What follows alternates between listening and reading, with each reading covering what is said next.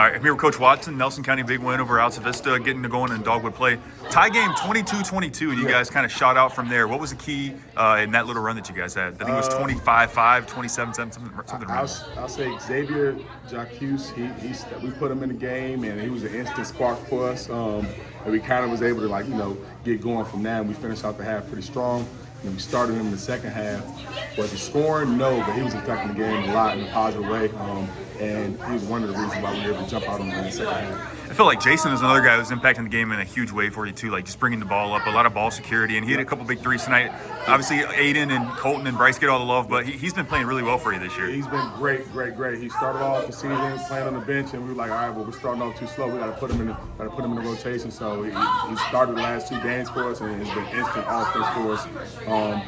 Sort of like the microwave back with Detroit Pistons, though. He comes in, he's ready to get going. So. And then Aiden tonight. Aiden had a really good night. Kind of stabilized you there in the first, second quarter when things were in a little bit of a close game. Yeah. How was he different from last year? I remember seeing him last year. He was a good player then, but what has he leveled up at this year? I think he's a little bit more patient, playing a little bit stronger, and just seeing the floor a little bit better. I like him to be more aggressive, though, and get more points on the board. But at the end of the day, he's a steady player, always looking to get everybody else involved and then get his.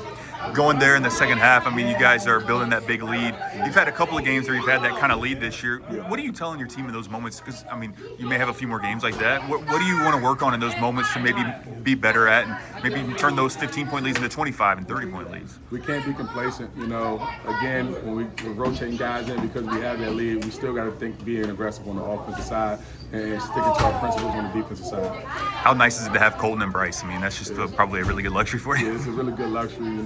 Obviously with those two, we don't play anybody else that's going to have that type of size. But we do play a lot of teams that's fast, that's scrappy, that's going to put pressure on us in different ways. So those two guys are just pretty much like security blankets for us. And how much fun are you guys having? I saw you in the middle of the bench over there towards the end of the game. You guys got to be having just so much fun as a team. They have fun. I mean, I think it's a tight knit group. They care about each other. They're hanging out with each other. They're always cracking jokes on each other. So it's a really good group, fun group to be around. And you got Appomattox on Friday, is that right? Yes, sir. You don't play between them, do you? No, sir. So take me. I saw Appomattox last night. So take me through what you see. I know they have Levi Mann. He's a really good scorer. What's going to be key for you coming out and winning that game? Pretty much not letting him get going. And I know the Chavis kid, he's dealing with an injury, but he's still a threat out there. So making sure those 2 guys don't get going, and then trying to slow down the rest of the guys and keep them from making it a tough game.